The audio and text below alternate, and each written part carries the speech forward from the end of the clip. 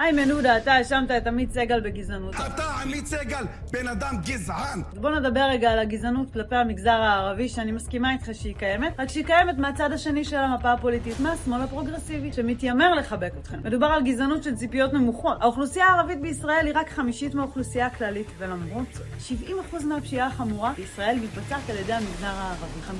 52% מתאונות הדרכים הקטלניות, 70% מחריגות הבנייה, 40% מהאלימות הקשה נגד נשים, לא כולל המקרים הלא מדווחים. איך זה קורה? כי בג"ץ מחבק אתכם, כי המשטרה מוותרת לכם, כי הפרוגרסיבים מגינים עליכם, וכי אתם מגזר שמתקיים מחוץ לחוק וגורם לרוב הבעיות במדינה, כי הוא מסכן.